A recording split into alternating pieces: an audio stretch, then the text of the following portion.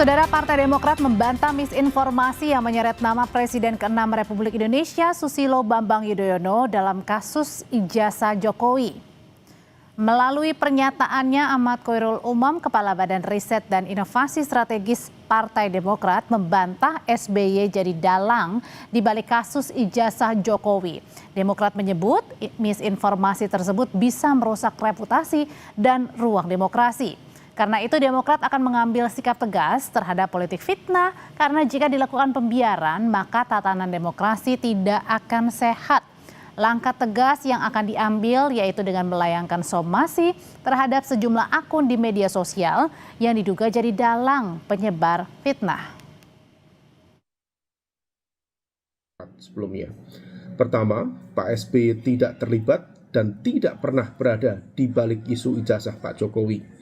Dan disinformasi semacam ini tentu sangat berbahaya karena bisa merusak reputasi dan juga ruang demokrasi. Tentu di fase awal adalah langkah somasi, yaitu teguran atau peringatan hukum secara tertulis kepada pihak-pihak yang menjadi aktor di balik akun-akun media sosial tersebut. Mereka yang dianggap menyebarkan fitnah kemudian melakukan perbuatan melawan hukum seperti ini, dan langkah somasi ini tentu ditujukan untuk meminta pelaku menghentikan perbuatannya, kemudian memberikan klarifikasi dan juga permintaan maaf, sekaligus juga ini menjadi sebuah peringatan keras. Kalau misal kemudian masih berlanjut, tentu ini akan berproses menuju proses penegakan hukum selanjutnya di ranah pidana. Lebih dalam terkait dengan somasi Partai Demokrat terkait fitnah terlibat dalam kasus dugaan ijazah palsu Presiden ke-7 RI Joko Widodo, setelah hadir bersama kami, bersama dengan Kepala Badan Riset dan Inovasi Strategis Partai Demokrat, Ahmad Khoirul Umam. Mas Umam, selamat malam. Selamat malam, Mbak Audrey. Jadi saya mau penegasan dulu nih, jadi Pak SBY dan juga Partai Demokrat ini masih pikir-pikir atau sudah mensomasi nih pihak-pihak yang kemudian diduga ini mendiskreditkan citra dari Pak SBY?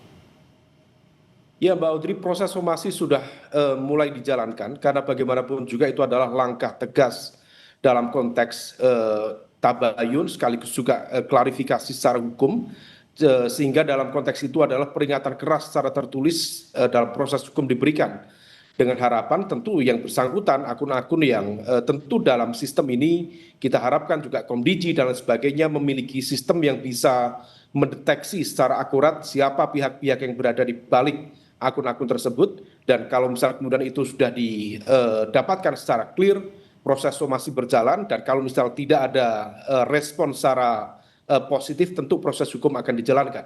Tapi kenapa sih harus memilih somasi, Mas Umam? Ini kan mungkin suara-suara dari masyarakat aja, suara-suara dari netizen. Saya pikir sangat berbeda. Polanya begitu terlihat ya, artinya dalam konteks ini sumber fitnah dan juga pola disinformasinya sangat berbeda. Ini bukan sesuatu yang sifatnya genuine dari masyarakat, tetapi sebuah pola fitnah yang memang disebarkan secara masif oleh akun yang memang kategorinya anonim di media sosial. Dan ini kalau kita cermati memang prosesnya dan juga karakternya cenderung terkoordinasi dan juga berulang.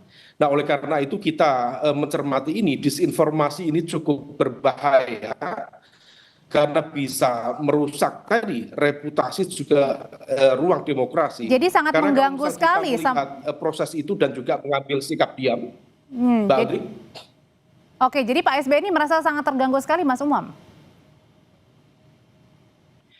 Iya, terganggu karena kekhawatiran kalau misal kemudian diam itu kemudian dimaknai oleh masyarakat yang begitu mudah mengkonsumsi materi-materi yang tidak mendidik seperti itu kemudian sebagai sebuah bentuk pembenaran, tentu itu sangat tidak mendidik. Maka pembiaran kalau misal kemudian mendiamkan itu juga bisa menciptakan presiden yang saya pikir tidak begitu baik untuk ruang demokrasi kita. Artinya apa?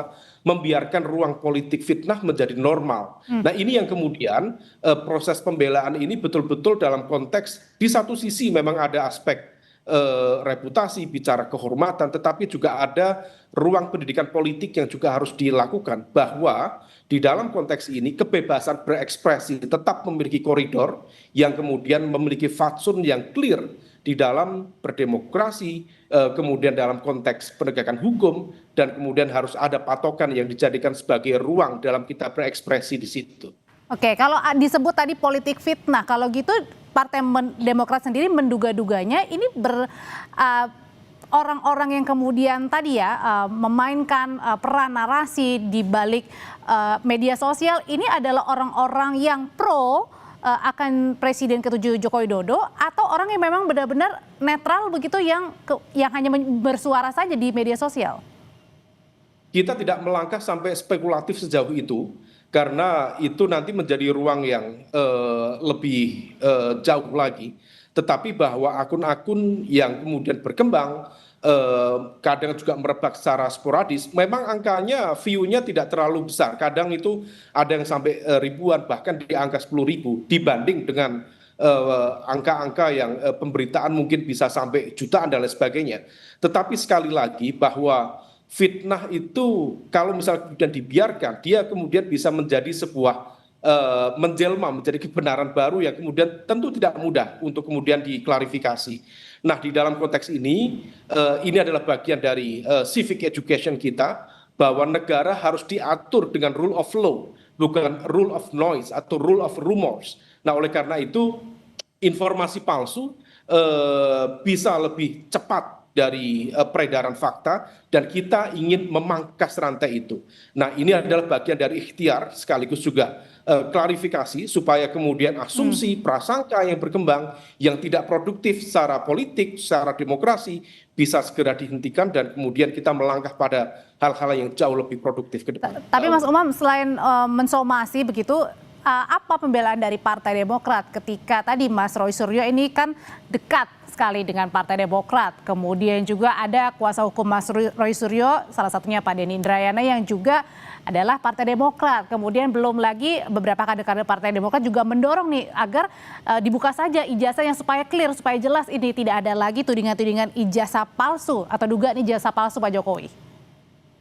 Satu hal yang pasti dalam konteks ini Mas Roy Suryo bukan menjadi bagian dari Partai Demokrat.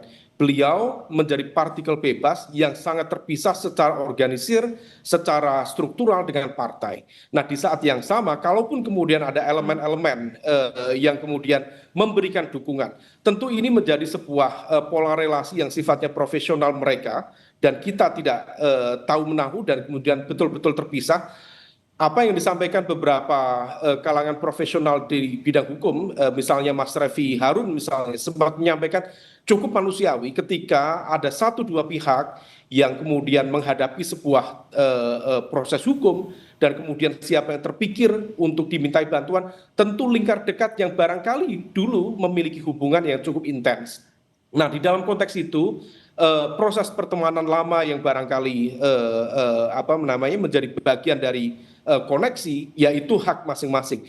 Tetapi secara keorganisasian, dalam konteks fatsun berdemokrasi, dalam konteks berpolitik, sama sekali tidak ada. Partai Demokrat, Pak SB, clean and clear, tidak terlibat di dalam konteks ijazah Pak Jokowi. Sama sekali tidak terlibat. Tapi kalau misalnya sudah dilayangkan somasi, kemudian penuding-penuding ini masih terus menuding Pak SBY berada di balik penuding ijazah palsu Pak Jokowi, pertanyaannya apalagi langkah hukum yang akan dilakukan Pak SBY dan juga Partai Demokrat, Mas Umam? Ya, somasi itu hanya proses awal yang sebenarnya memberikan ruang bagi aktor-aktor yang berada di balik itu untuk segera mengakhiri proses tindakan mereka. Kemudian di saat yang sama kemudian memberikan ruang klarifikasi sekaligus juga permintaan maaf kalau misal kemudian yang bersangkutan memungkinkan melakukan itu, memiliki itikat baik, dan sekaligus ini juga menjadi sebuah ultimatum sekaligus juga peringatan keras. Kalau kemudian proses itu masih berjalan sebagaimana concern Mbak Audrey tadi, maka proses hukum dalam konteks ini adalah di ranah pidana tentu akan ditempuh.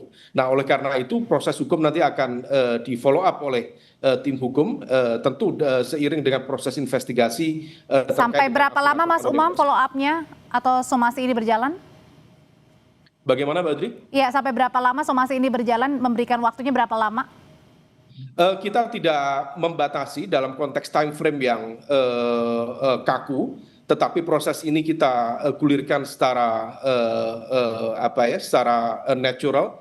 Bagaimana kemudian nanti respon reaksi dari pihak-pihak tertentu tentu akan kita tanggapi dengan baik. Oke. Yang pasti dalam konteks ini sikap dan juga ketegasan dari Pak SBY dan juga keluarga Partai Demokrat disampaikan kepada publik untuk memberikan klarifikasi, tabayun, sekaligus juga penegasan bahwa kita sama sekali tidak terlibat di dalam konteks isu itu dan jangan dibawa-bawa untuk masuk ke ranah isu-isu yang sama sekali tidak produktif dalam konteks demokrasi dan juga perdebatan politik ke depan. Kepala Badan Riset dan Inovasi Strategis Partai Demokrat, Ahmad Khairul Umam, terima kasih sudah berbagi pandangan malam hari ini di Sapa Indonesia Malam, Mas Umam. Terima kasih, Mbak.